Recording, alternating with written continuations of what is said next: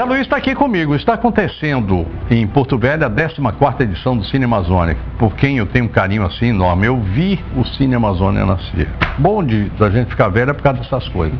Quer dizer, velho não significa necessariamente ter cabelo branco, que não é o seu caso. Experiente. É experiente. É. Pega aqui, Zé. E é o seguinte, hoje, lá no Teatro Banzeiros, 8 horas, também conhecido como 20 horas, em Portugal se fala 20 horas, né? 20 horas. 8 da noite, 20 horas. E acontece, é da poesia que o mundo precisa. Esse é o quadro, estamos com a presença do Zé Luiz Peixoto, poeta do Cotidiano, que está em Rondônia especialmente para participar dessa programação, mas já tem uma história linda com relação ao Festcine Amazônia. Você fez essa viagem aqui, a itinerância, né? Itinerância é realmente um negócio.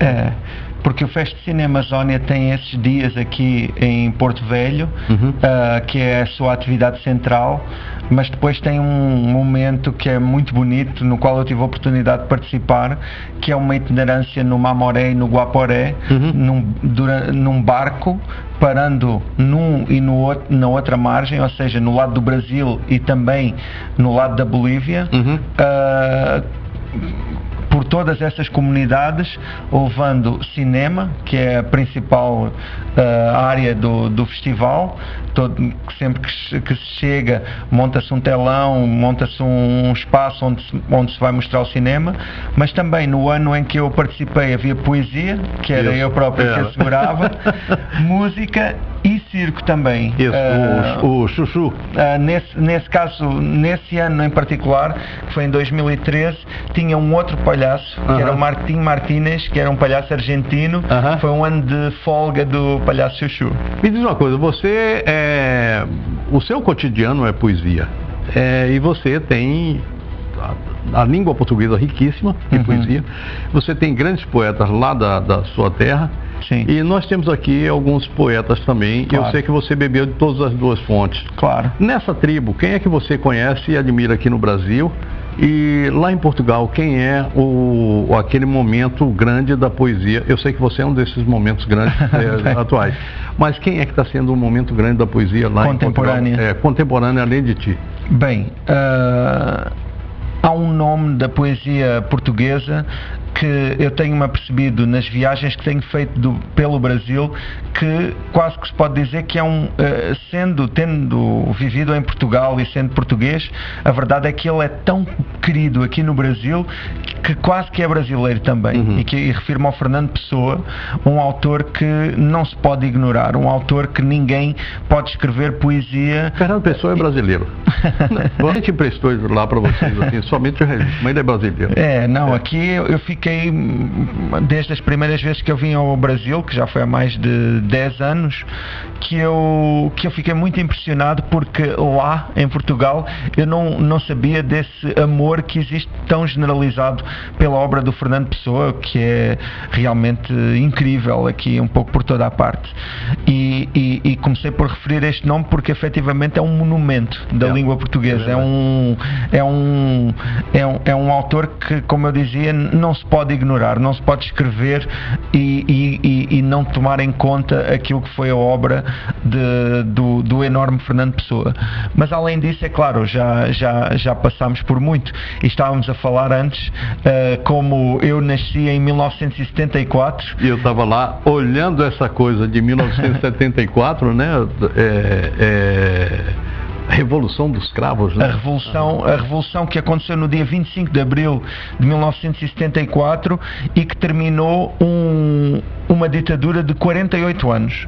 Você nasceu livre, né? Eu nasci, felizmente, nasci já fora da ditadura, e eu sinto que, para falar daquilo que é as gerações contemporâneas da poesia e da literatura portuguesa, essa revolução que aconteceu há 40 anos, efetivamente, é a marca que faz a diferença, porque eu e os autores e autoras que têm a minha idade em Portugal neste momento têm a grande diferença em relação às gerações anteriores de não terem vivido por essa ditadura, que era uma ditadura que estava presente em todos os espaços da vida cotidiana e que também nos últimos 13 anos era uma ditadura que alimentava 3 guerras colonialistas em África, em Moçambique, Angola e Guiné-Bissau.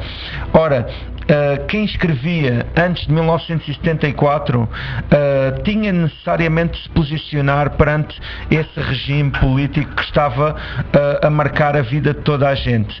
Eu e aqueles que nascemos depois desse período ganhámos essa liberdade de podermos escrever sobre os temas que mais nos dizem respeito, porque antes, mesmo que se escrevesse sobre flores, estava-se a tomar uma posição política porque não se estava a escrever sobre aquele tema tão forte. Um verso de uma canção que foi assim, eu não sei se você conhece: vieram tribos ciganas, saltimbanco sem ilha nem beira. No dia que o rei fez anos, toda a fanfarra não parou de tocar. Não sei se você conhece. Lindo isso. Isso é daquela época. Foi digamos assim, para nós aqui do Brasil, era o hino português libertário da Revolução dos Cravos. E hoje, quem é que está lá nessa sua faina, juntando aí com você? E quem é que está aqui do Brasil que está fazendo também esse contraponto? Hoje estamos a passar por novos desafios, não é? Porque realmente há sempre questões, não é? As sociedades não param e a literatura e a poesia posiciona-se sempre também perante elas. No caso dos nomes portugueses contemporâneos que são mais falados e que alguns deles também já são bastante publicados aqui no Brasil, eu lembro-me, por exemplo, do caso do Walter Ugumem, que é um autor que fez bastante sucesso aqui na Flip, na Feira de Paraty, na Festa Literária de Paraty, que também é muito marcante aqui no área literário de todo o Brasil, ou no caso também de Gonçalo M. Tavares, que também é um autor bastante marcante atualmente. No caso do Brasil, há autores que para mim são também referências enormes, falando de autores mais do passado, não é? Como o enorme Guimarães Rosa, ou muito obrigado. A delicada e fabulosa Clarice Lispector, mas também mesmo hoje também há autores que são muito interessantes e que marcam muita diferença. Estou-me a lembrar, por exemplo, do gaúcho Daniel Galera, muito bom. Ou de um bastante são aqui fica até injusto referir nomes por conta de todos os nomes que ficam por referir, não é? Você está meio que em casa aqui hoje na SIC, né? Você tem uma rede de televisão lá em Portugal que eu assisto aqui, que é a SIC, e a gente falava ali um pouco a respeito de um momento muito interessante que está vendo lá na cultura portuguesa, que é a reexplosão do fado, né? Que beleza, que beleza. Fico muito feliz de ver. O fado hoje em dia tem nomes realmente que eu aconselho muito.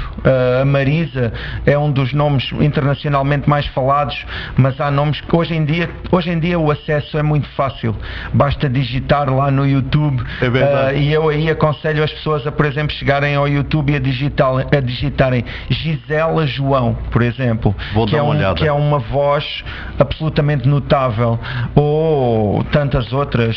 Estou-me a lembrar, por exemplo, de Ana Moura, também uma voz incrível e que realmente são as novas vozes do fado que têm um sucesso e uma presença muito forte. Para a gente não ficar somente com a Amália Rodrigues. Claro, a musa do fado. Bem que a Amália Rodrigues é inigualável e por mais que surjam novas vozes, a Amália Rodrigues é única. É verdade, isso é verdade. Bom, como é que está a programação para hoje? Bem, hoje no Fest Cine Amazônia vai haver abrir aqui na página certa. Você me disse que ia precisar. Porque o que acontece é que aqui as referências dos lugares exatamente onde acontecem esses eventos, eu preciso aqui de uma pequena ajuda. Não, mas eu tenho ajuda aqui. Dali. Hoje Cinema no Terreiro, que vai acontecer num terreiro ali atrás do Hospital João Paulo. João Paulo II, isso, né? Isso. E essa vai ser uma das principais atividades desta noite, de sexta-feira. Black Friday, dizem, né? Lá no Fest Cinema Zone também é Black Friday porque todas as entradas são livres, gratuitas. E amanhã vai ser uma grande homenagem muito merecida ao ator Milton Gonçalves, um dos grandes atores do cinema brasileiro, e o Fest Cinema Zónia também acho que com muita oportunidade vai fazer essa homenagem, também seguido de um show, para já também da premiação, vão ser entregues 13 troféus, 13 distinções. Sim. E também depois seguido de um show do Arthur Maia, que vai ser o encerramento do Fest Cinema Zónia. Portanto, são estes 2 dias que vale a pena ainda aproveitar. José Luiz, eu sei que lá em Portugal as pessoas lhe tratam por José Luiz. Aqui no Brasil a gente chama todo mundo que é José de Zé. Claro, Zé Luiz. Zé um prazer receber você aqui. Vou ver também. se hoje à noite eu dou lá um pulo para ver, inclusive minhas raízes, sou baiano, vou aproveitar para dar uma olhada lá no Fest Cine, no terreiro, ver se a gente se encontra lá. Encontraremos lá.